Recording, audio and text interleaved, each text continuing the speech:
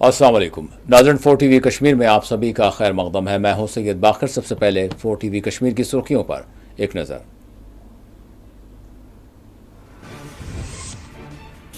Opposition की सख्त मुखालिफत के बावजूद लोकसभा में मुतनाज़ा वक्फ तरमीमी बिल मंजूर। राज्यसभा में भी कर दिया गया पेश। कानून मुसलमानों के हक में है, हुकूमत का दावा।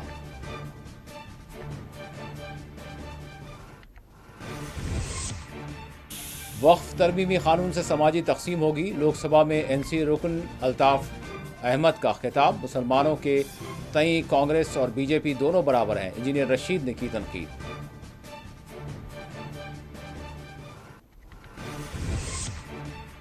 वक्फ तरमीमी कानून मुसलमानों की इमलाक पर कब्जा करने की है मज़मूम कोशिश। मुफ्ती आज़म जम्मू कश्मीर मुफ्ती नासरुल इस्लाम की प्रेस कॉन्फ्रेंस।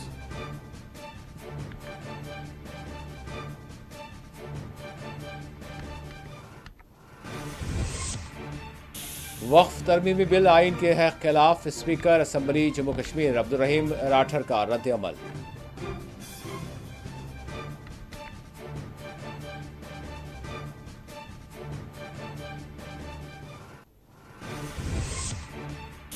KAS अफसरान का तबादला। उमर अब्दुल्ला की सदारत में NC की हंगामी मीटिंग।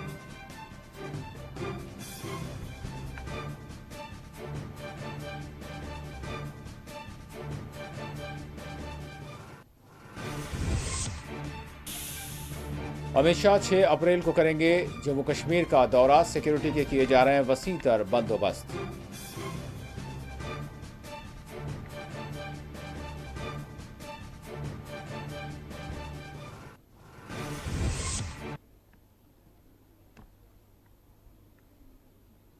और अब खबरों की तफसील। आखिरकार लोकसभा में वक्फ तरमीमी बिल 232 के बिलमुकाबल 288 वोटों से मंजूर कर ली गई। लोकसभा में वक्फ तरमीमी बिल पर बहस और इसको मंजूर किए जाने के दूसरे दिन यानी आज राज्यसभा में मरकज़ी वज़ीर अक़लियती उमूर किरण रिजिजू ने आज वक्फ तरमीमी बिल को राज्यसभा में बहस के लिए पेश किया।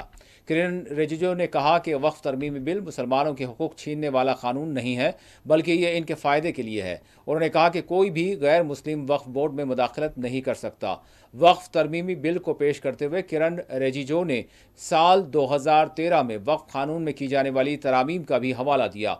वाज़ेह रहे, लोकसभा और राज्यसभा दोनों ऐवानों में वक्फ तरमीमी बिल की अपोजिशन की जानिब से सख्त मुखालिफत की गई और इस बिल को गैर आइनी करार दिया गया। ताहम बिल से मुतालिक अपोजिशन लीडरान के तमाम इल्ज़ामात को हुकूमत ने गुमराह कुन करार देते हुए इन्हें मुस्तरद कर दिया। वाज़ेह रहे, गुज़िश्ता रोज़ तकरीबन 13 घंटों तक लोकसभा में वक्फ तरमीमी बिल पर अपोजिशन और NDA अरकान पार्लियामान के दरमियान होने वाली सख्त बहस के बाद इस बिल को बुध और जुमेरात की दरमियानी शब 232 के बिल मुकाबल 288 वोटों से मंजूर कर लिया गया।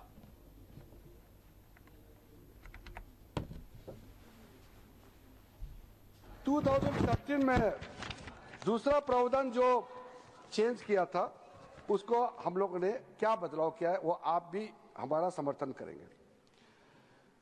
वक्फ प्रॉपर्टी जो है ये तो आप जानते ही है, इसको कोई भी प्रॉपर्टी हो उसका एक टाइटल होने के लिए कोई डॉक्यूमेंट चाहिए, कोई रजिस्ट्रेशन चाहिए, कोई प्रूफ तो चाहिए।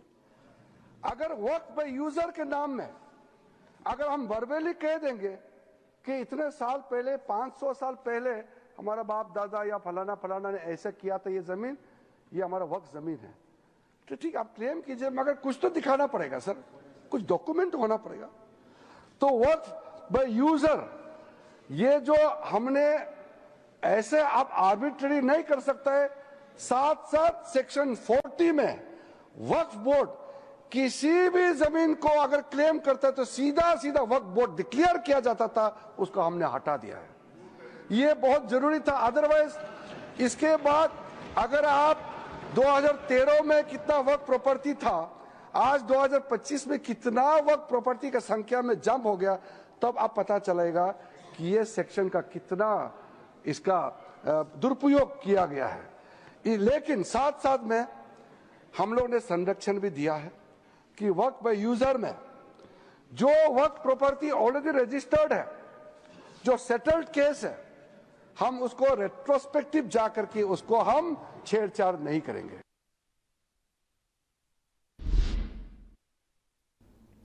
वज़ीर दाखिला अमित शाह ने गुज़िश्ता रोज़ लोकसभा में वक्फ तरमीमी बिल से मुताल्लिक़ अपोजिशन के एतराज़ात मुखालिफतों का जवाब देते हुए कहा कि यह बिल मुसलमानों के हक़ में लाया गया है। अमित शाह ने कहा कि वक्फ मुसलमानों का है, इसमें किसी भी गैर मुस्लिम की कोई मुदाखलत नहीं होगी।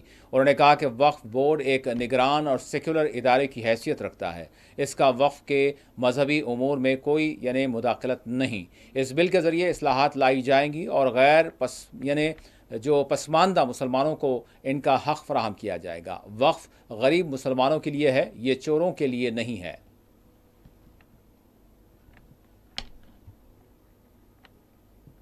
करते हैं कि समानता का अधिकार चला गया, दो धर्मों के बीच में समानता नहीं रही, मुसलमानों के धार्मिक अधिकारों के बीच में दखल खड़ी हो जाएगी। कुछ नहीं होने वाला मान्यवर।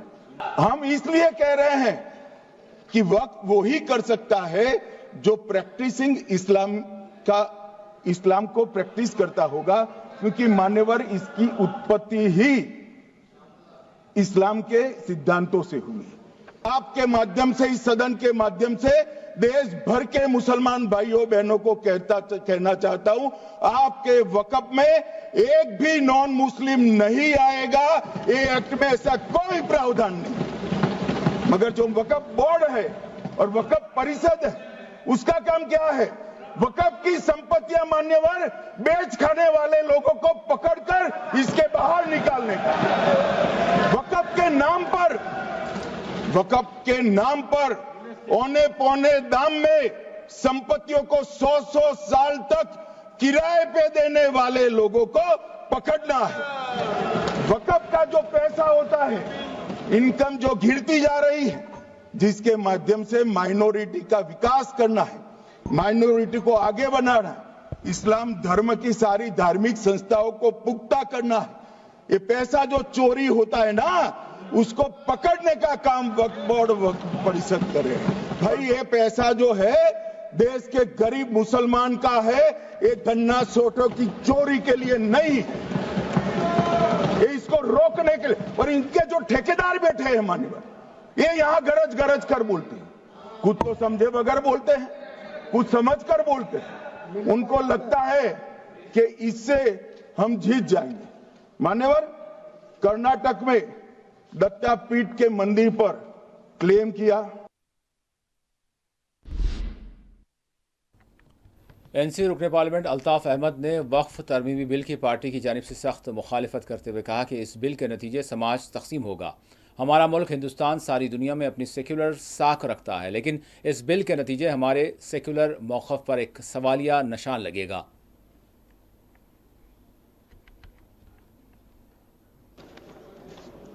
पीठासीन महोदय, मैं आभारी हूं, आपने वक्फ संशोधन बिल पर इस चर्चा में, इस बहस में भाग लेने का अवसर प्रदान किया। मैं पुरजोर ढंग से इस बिल का विरोध करना चाहता हूं। एक मिनट सर। और इस क्रम में जी एक सेकेंड, मैं अल्ताफ अहमद जी का नाम बुलाया था। माननीय अल्ताफ अहमद जी। नहीं बैठिए, उनको बुलाएंगे सर। मैं आपका शुक्रिया अदा करता हूं। बोलिए आप। मैं इस बिल की मुखालफत में खड़ा हुआ हूं। ये बिल गैर आईनी है, गैर कानूनी है। हिंदुस्तान का आईन, उसकी सबसे जो अहम बात है वो ये है कि इस मुल्क में हर एक को बराबर हक है, वो चाहे किसी भी मजहब का हो, किसी भी जात का हो या कहीं का भी रहने वाला हो। और ख़ास तौर पे इसमें माइनॉरिटीज़ को प्रोटेक्ट किया गया है इस आइन में। लेकिन यहाँ पे जो कुछ किया जा रहा है, जो कानून लाया जा रहा है, वो माइनॉरिटीज़ के ख़िलाफ़ है। ये बिल्कुल इस जितनी ये एक्सरसाइज हो रही है, ये हम लोगों के ख़िलाफ़ है। और ये कानून जो है, ये स्टेट गवर्नमेंटों ने लाना था। आपने स्टेट गवर्नमेंट के जो अख्तियारात हैं उन पे भी हमला किया, आपने उनको भी छीना, और यहाँ आपने एक मुश्तरका तौर पर एक कानून ला के इसको आपने ठोसा। और जिस तरीके से जेपीसी बनाई गई, या जिस जल्दी से जेपीसी ने जो कुछ किया, वो भी पूरी दुनिया जानती है। मैं इस बिल की मुखालफत इसलिए भी किया करता हूं कि इस भारत जो हमें इस मुल्क पे फख्र है, इसका दानश्वर, इसका मफक्कर और अच्छी सोच रखने वाला आदमी रुकन पार्लियामेंट हल्का बारामूला इंजीनियर रशीद ने वक्फ तरमीमी बिल की सख्त मुखालिफत करते हुए न सिर्फ बीजेपी बल्कि कांग्रेस को भी सख्त तनकीद का निशाना बनाया। आपको बता दें, हल्का पार्लियामान कुपवाड़ा के इंजीनियर रशीद ने वक्फ तरमीमी बिल पर लोकसभा में होने वाली बहस में हिस्सा लेते हुए मुख्तसर व जामे खिताब करते हुए वक्फ तरमीमी बिल की सख्त मुखालिफत की। इंजीनियर रशीद ने कहा कि इस बात का इल्म है कि बिल पास होना ही है, इसलिए कि नंबर NDA के पास है। इंजीनियर रशीद ने डॉक्टर इकबाल का शेर का हवाला देते हुए कहा कि यह सब नंबरों का खेल है। इंजीनियर रशीद ने कहा कि बीजेपी खुलकर मुसलमानों की बेइज्जती करती है, वहीं कांग्रेस सेकुलरिज्म के मीठे खंजर को इनके पीठ में घोंपती रही है। इंजीनियर रशीद ने जम्मू कश्मीर की NC हुकूमत को भी मोदी हुकूमत के आगे बेबस व लाचार करार दिया, जो जम्मू कश्मीर के रियासती मौक़िफ़ को बहाल करवाने में भी यानी नाकाम रही है और इस काबिल भी नहीं रही। इंजीनियर रशीद ने कहा कि कांग्रेस जम्मू कश्मीर में दफ़ा 370 के नाम अवाम से वोट हासिल किए, लेकिन आज इसको फरामोश कर दिया गया। वक्फ तरमीमी बिल के मामले में इंजीनियर रशीद ने आखिर में उलमा पर भी एक शेर के ज़रिए तंज किया।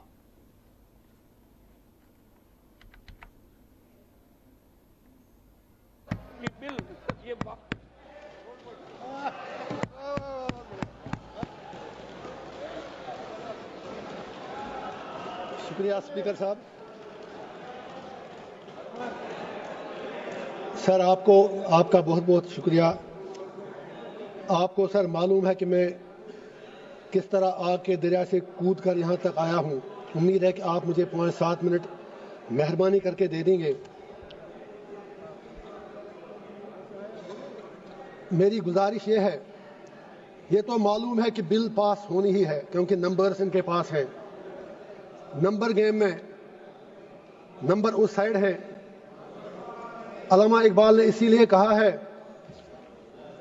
जमहूरियत है कैसा तर्ज तमाशा जहां सिरों को गिनते हैं तोला नहीं करते। मैं ये अर्ज करूंगा, मैं इस बिल की टूथ एंड नेल मुखालफत करता हूं, इसकी अपोजिशन में खड़ा हूं, लेकिन मुझे सिर्फ 4 बातें कहनी है, वो मुझे कहने दीजिए। 3 बातें मुझे देश की बड़ी 2 पार्टियों बीजेपी और कांग्रेस से कहनी है। मुझे किसी से कोई दुश्मनी नहीं, किसी से दोस्ती भी नहीं।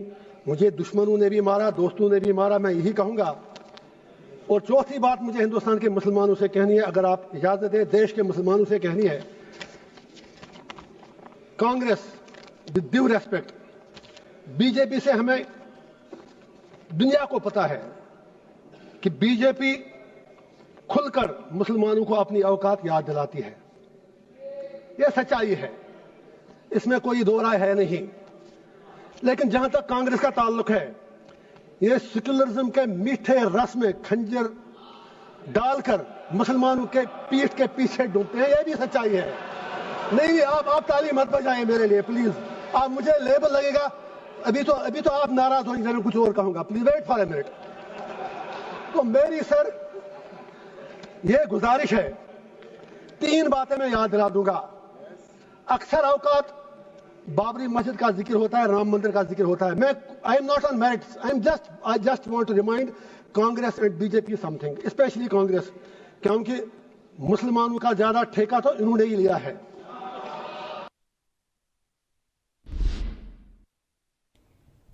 स्पीकर जम्मू कश्मीर असम्बली व NC लीडर अब्दुल रहीम राठर ने वक्फ तरमीमी बिल की सख्त मुखालिफत करते हुए इसको मजहबी हुकूक के खिलाफ करार दिया। श्रीनगर में एक प्रोग्राम में शिरकत के मौके पर मीडिया से बात करते हुए अब्दुल रहीम राठर ने कहा कि ये बिल आइन की दफ़ा 25 की यकसर खिलाफ है। ये दफ़ा मुल्क के अवाम के दरमियान मजहबी आज़ादी के हक़ को यानी फराहम करता है, जिसको ये जो है मुंतशिर करेगा।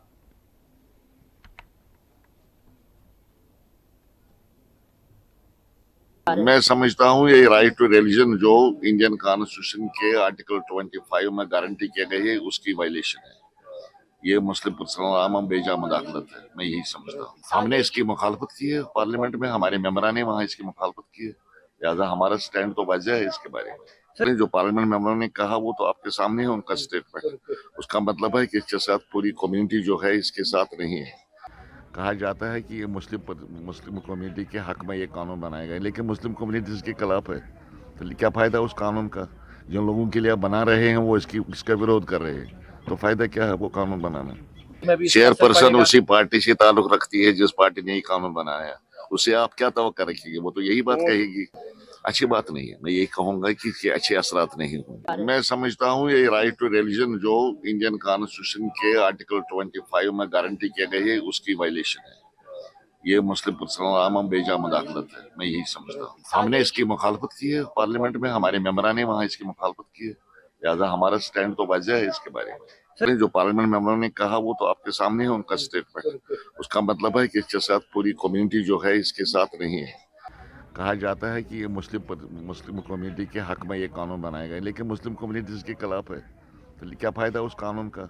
जिन लोगों के लिए आप बना रहे हैं वो इसका विरोध कर रहे हैं, तो फ़ायदा क्या है वो कानून बनाना?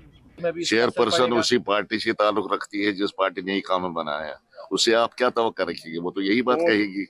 अच्छी बात नहीं है। मैं यही कहूँगा कि इसके अच्छे असरात। मुफ्ती आज़म जम्मू कश्मीर मुफ्ती नासिरुल इस्लाम ने आज प्रेस कॉन्फ्रेंस को तलब किया। प्रेस कॉन्फ्रेंस को मुखातब करते हुए मुफ्ती आज़म जम्मू कश्मीर व सरबरा Jammu Kashmir personal law board Mufti Nasirul Islam ने कहा कि मंजूरा बिल दरअसल मुसलमानों के इमलाक पर कब्जा करने की एक मज़मूम कोशिश है। इस कानून के ज़रिए नए फितने खड़े होंगे। आज आप जानते हैं कि आज पार्लियामेंट में एक ऐसी बिल वजूद में आ गई है जिसका नाम उम्मीद रखा गया है। ये वक्फ अमेंडमेंट बिल के बजाय इसको नाम दिया गया, और जो अफसोसनाक है क्योंकि इसमें ऐसी बातें शामिल हैं कि जो मुसलमानों के ख़िलाफ़ है और मुसलमानों के इमलाक पे एक कब्ज़ा करने की एक नाकाम कोशिश है।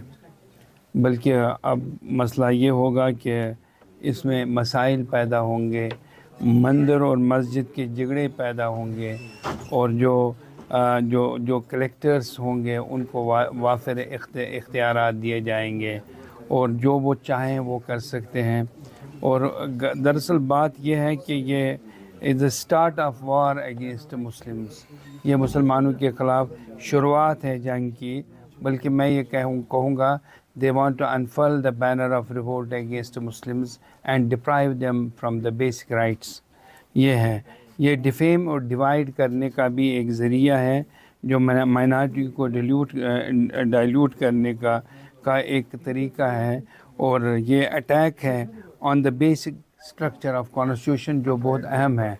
लिहाजा हमने ये फ़ैसला कर दिया है कि सबसे पहले हम अल मुस्लिम पर्सनल लॉ बोर्ड और जो दूसरी तंजीमें हैं जिनका ताल्लुक़ दिल्ली है और दूसरे इलाक़ों से हैं, जो मुश्तरका तौर पे इसमें इस महाज पे लड़ रहे हैं, इसके ख़िलाफ़ लड़ते आ रहे हैं, और हम देखेंगे कि उनका जो फ़ैसला होगा कि किस हद तक वो सही होगा। और अगर वो हमें ऐसा लगा कि वो उनके साथ जाना चाहे तो हम उनके साथ जाएंगे। अगर ऐसा नहीं लगा तब भी हम जो कानूनी जंग है वो हम लड़ेंगे उनके ख़िलाफ़, यानी इस बिल के ख़िलाफ़। और हम ये चाहेंगे कि कानून से हमें इंसाफ मिले, सुप्रीम कोर्ट से हमें इंसाफ मिले, और ताकि ये जो कानूनी बिल है, जो ये बिल आई है, ये कानून की ख़िलाफ़ वर्जी है, ख़िलाफ़ शिकनी है, और लिहाजा हम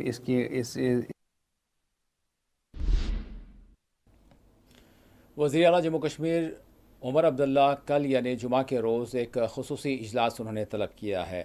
जम्मू कश्मीर के वज़ीर आला उमर अब्दुल्ला 4 अप्रैल बरोज़ जुमा श्रीनगर में नेशनल कॉन्फ्रेंस NC के कानून साज पार्टी और इत्तेहादियों की मीटिंग की सदारत करेंगे। बावसूख ज़राए के मुताबिक ये मीटिंग लेफ्टिनेंट गवर्नर इंतज़ामिया के अफसरान के हालिया JKAS की जानिब से 48 JKAS तबादलों के बाद यानी तलब की गई है।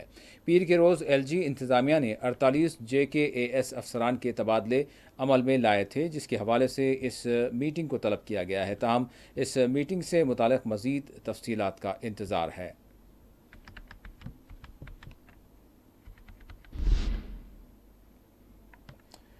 जम्मू कश्मीर की वज़ीरा सकीना यट्टू ने कहा है कि हम जिस तरह से वक्फ तरमीमी बिल पेश किया गया है इसकी सख्ती से मुखालिफत करते हैं, और NC के जितने अरकान पार्लियामान हैं इन सभी ने पार्लियामेंट में इस बिल की सख्ती से मुखालिफत की है।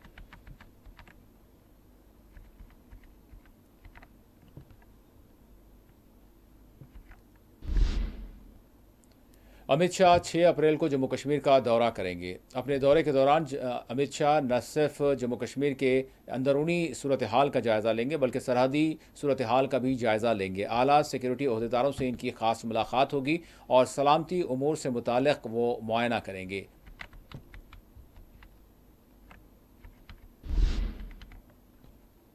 उधर कठुआ में मुसलसल मुश्तबा अस्कियत पसंदों की तलाश की जा रही है।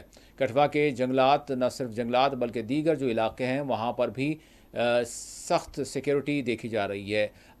सड़कों पर आमद-रफ्त करने वालों की और बिलखुसूस गाड़ियों की जामे तलाशियाँ ली जा रही हैं। इसी दौरान मरकज़ी वज़ीर दाखिला अमित शाह के दौरे के पेश नज़र भी सिक्योरिटी में मज़ीद सख्ती लाई गई है।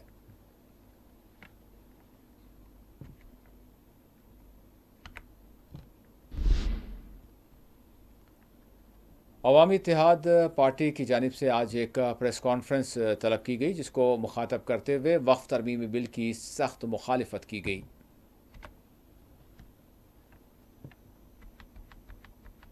पॉलिटिकल पार्टी होने के नाते हमारा फर्ज ये बनता है कि जो आजकल असेंबली में हालात चल रहे हैं तो उसके मुताबिक भी आपसे आपको कुछ बताया जाए। दूसरा, असेंबली में भी और definitely in parliament also as a political एक अहम तरीन पॉलिटिकल पार्टी होने के नाते ये दूसरी बात है कि हमने पिछला इलेक्शन हम असेंबली इलेक्शन नहीं जीत सके, लेकिन वोट शेयरिंग के हिसाब से हमारा दूसरा नंबर है आपके इस यूटी में। तो अल्लाह का करम है, अल्लाह की इनायत है कि आज। और आखिर में सुर्खियों पर एक और नजर। अपोजिशन की सख्त मुखालिफत के बावजूद लोकसभा में मुतनाज़ा वक्फ तरमीमी बिल की मंजूरी। राज्यसभा में भी बिल कर दिया गया पेश। कानून मुसलमानों के हक में है, हुकूमत का दावा।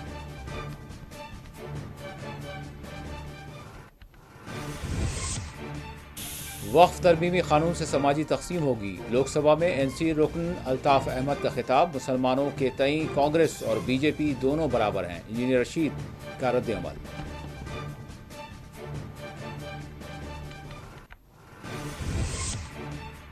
वक्फ तरमीमी कानून मुसलमानों की इमलाक पर कब्जा करने की मज़मूम कोशिश है। मुफ्ती आज़म जम्मू कश्मीर मुफ्ती नासिरुल इस्लाम की प्रेस कॉन्फ्रेंस।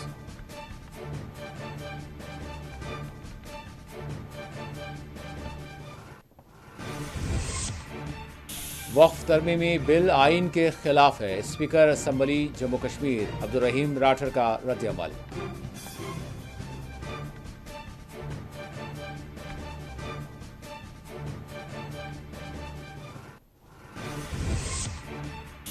KAS अफसरान का तबादला का मामला। उमर अब्दुल्ला की सदारत में कल यानी 4 अप्रैल को होगी हंगामी मीटिंग।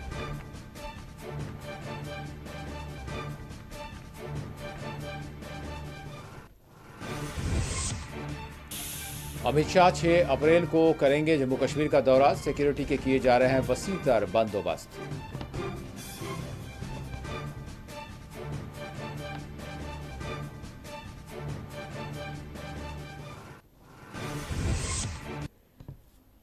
इसी के साथ 4TV कश्मीर का इख्तिताम होता है। अल्लाह हाफिज।